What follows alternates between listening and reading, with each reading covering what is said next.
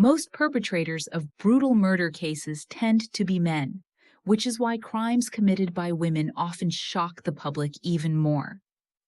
But one horrific case in South Korea in 2014 shattered any illusion that women are incapable of extreme violence. Behind a delicate and beautiful exterior, one woman hid a darkness beyond imagination. What made this case especially disturbing was her weapon of choice, a chainsaw. Even more chilling, the killer targeted a man she barely knew, and afterward, boldly claimed that he had assaulted her. This is the story of the Paju Chainsaw Murder case. Let's begin.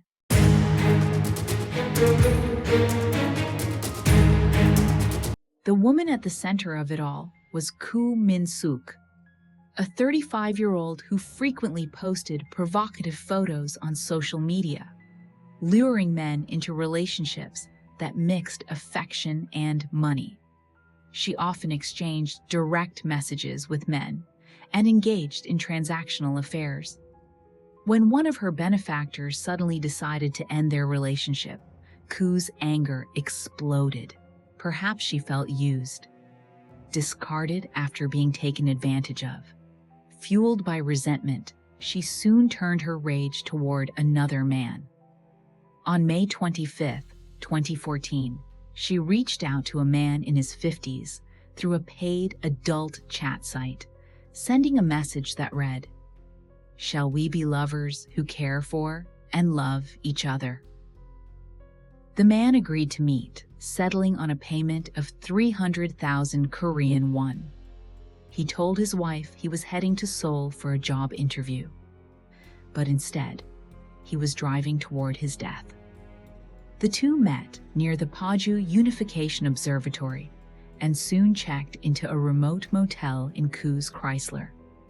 Within 10 minutes, after asking the man to undress and close his eyes to prepare for intimacy, Koo reached into her bag and pulled out a 30-centimeter kitchen knife she had brought in advance.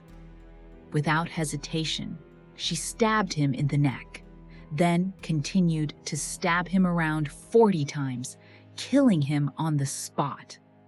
Because of the brutality and precision of the act, many suspected she had a criminal history or had drugged the victim beforehand, but police later confirmed that Koo Min-sook was a first-time offender, making the murder even more incomprehensible. The kitchen knife Koo Min-sook carried, its blade and handle both about 30 centimeters long, might have initially been for self-defense, considering her work as an escort. But investigators quickly realized otherwise. The handle of the confiscated knife had black tape wrapped tightly around it, suggesting she knew it could slip during a stabbing and cause injury, meaning she had prepared for a violent act in advance. Her swift and precise strike to the victim's neck, killing him instantly without the use of drugs or alcohol, also implied that she was familiar with violent methods, perhaps having studied crime materials beforehand. After stabbing the man 41 times in the chest, Koo dragged his body into the bathroom to drain the blood, a deliberate move to reduce its weight. She then calmly changed her clothes, extended her motel stay, and went out to buy 2 large bags, one for the upper body and one for the lower. Next, she stopped by a hardware store purchasing a chainsaw and a spade to bury the remains. The store owner, puzzled by a woman in a black miniskirt buying such items, asked what they were for. Koo smiled and replied that they were for her father in the countryside. Her charm and striking looks kept anyone from suspecting a thing. Later that same day, she used the victim's credit card to buy rings and necklaces worth 3 million won at a jewelry store in Ilsan. 2 days later, she returned to the same shop, attempting to buy even more. This time, 5 million won worth of luxury items. When the shop owner asked for identification, she abruptly canceled the purchase, left, and used the card elsewhere instead.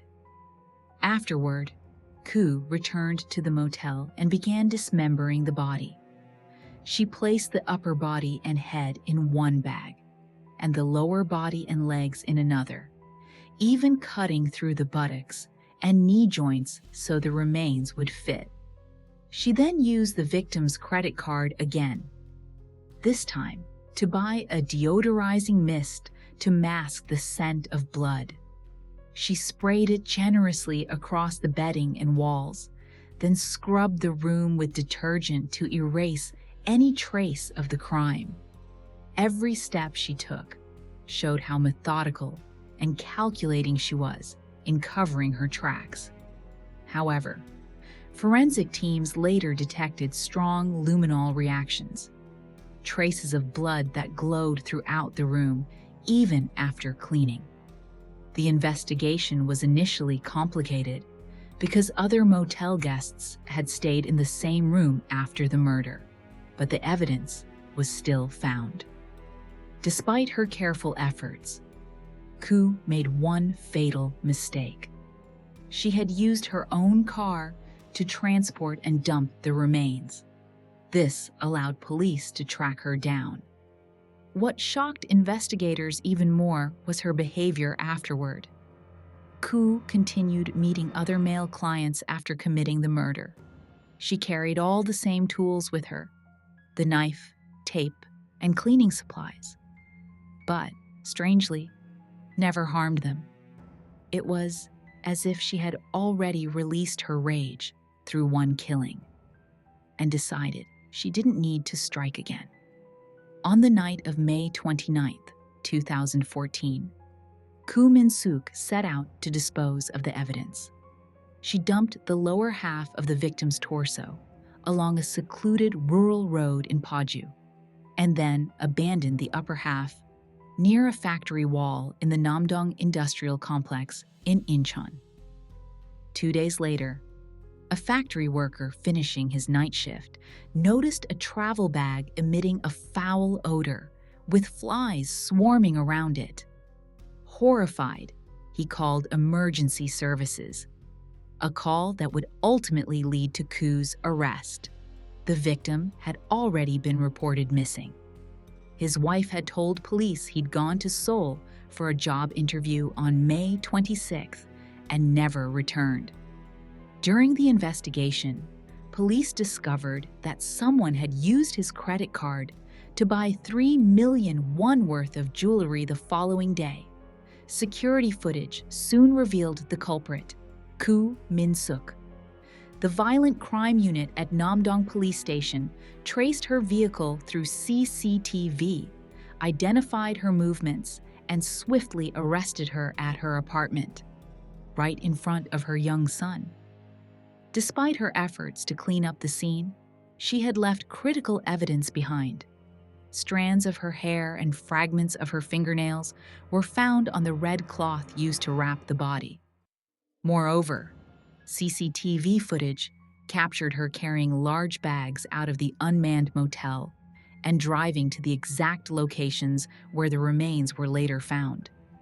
Investigators also discovered she had used the victim's car and credit card to buy the chainsaw and bag used in the dismemberment, as well as jewelry and accessories shortly afterward. All clear proof of premeditation. At first, Koo confessed.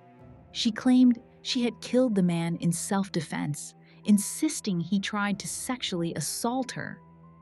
But police didn't buy it. They believed the motive was financial, as all evidence pointed to theft and calculated cover-up. When arrested, Koo was dressed impeccably, sporting a Cleopatra-style haircut, designer clothes, and luxury accessories. Yet her life told a different story. She lived in an apartment that cost 1 million won per month, cluttered with unopened luxury goods, while failing to pay rent, utilities, or even her water bill, which had already been cut off. During questioning, she once again twisted the story, claiming the killing was accidental, that the man had tried to restrain her and touch her body, forcing her to fight back. She portrayed herself as a victim, aware that playing the sympathy card could influence public opinion. But her rage slipped through during interrogation. In one chilling moment, she admitted, "I was so angry. I wanted to cut off his head, chest, stomach, and legs." However, when faced with the crime scene reenactment, she abruptly changed her story, denying the murder altogether, as though the gruesome crime she committed had never happened. At the same time, Koo Min-sook's behavior grew increasingly disturbing. During interrogation, she smiled calmly while describing how she had murdered and dismembered her victim, as if recounting a casual memory rather than a horrific crime. Investigators noted that before the murder, Koo had actively sought out Min online, asking each one if he would cherish and respect her. She would reject anyone who came across as aggressive, instead choosing targets who seemed submissive and vulnerable. After the killing, she spent 2 full nights in the motel with the corpse, methodically draining its blood to prepare for disposal, an act that starkly contrasted the fear and fragility she later displayed during questioning. For years, Koo had maintained a tumultuous relationship with a man surnamed Kwan, which ended bitterly. Financially desperate afterward, she returned to escort work, and experts later suggested that she could have easily created more victims using the same pattern of seduction, manipulation, and violence. Even during her police questioning, she laughed, repeating, "That man tried to violate me," with a tone that made investigators question whether she felt any guilt at all. Criminal profiler Park Tae-hwa observed that while money was certainly part of her motive, it was not the only one.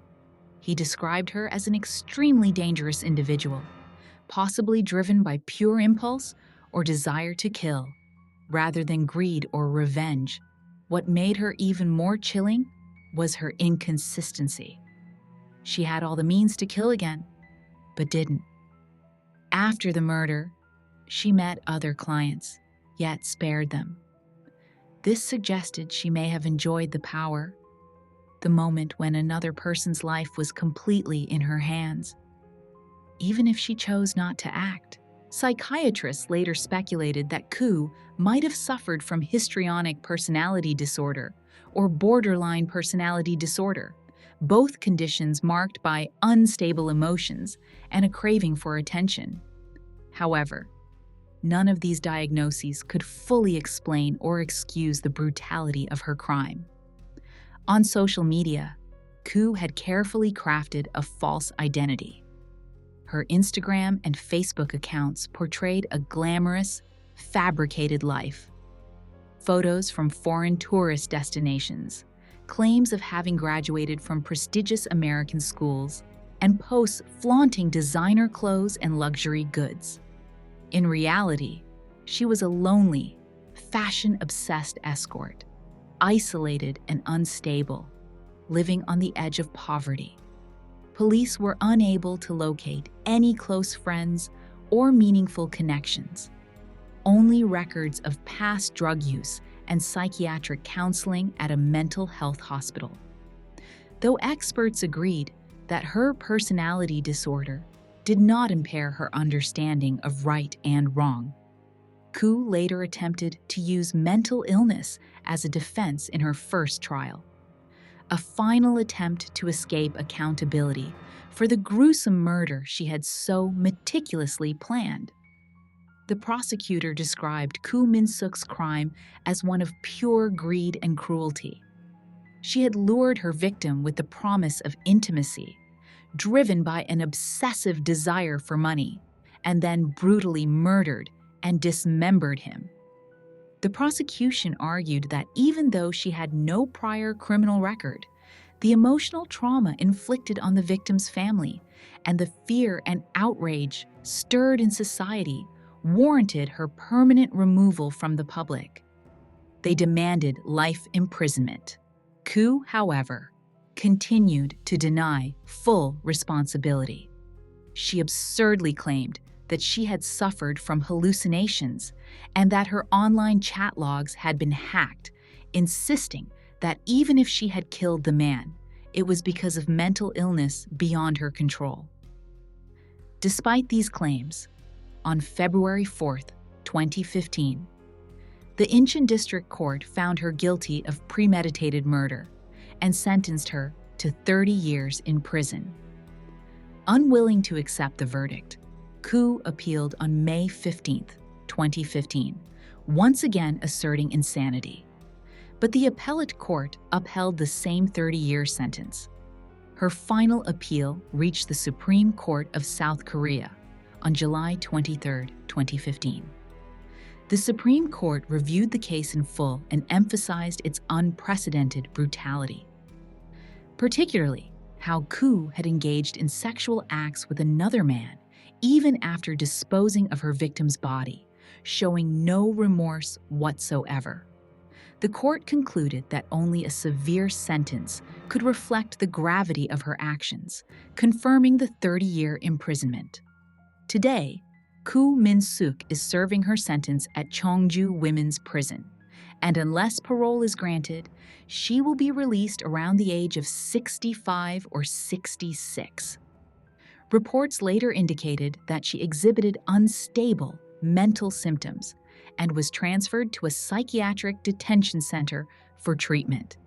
Her crimes, fueled by a dangerous mix of greed, resentment, and possible untreated mental illness, left a permanent scar on society and destroyed the life of an innocent man.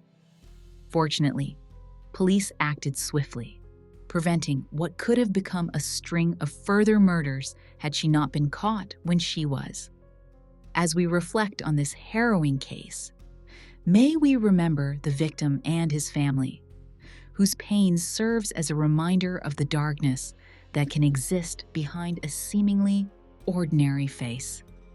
Truth always finds its way to the surface. Thank you for watching.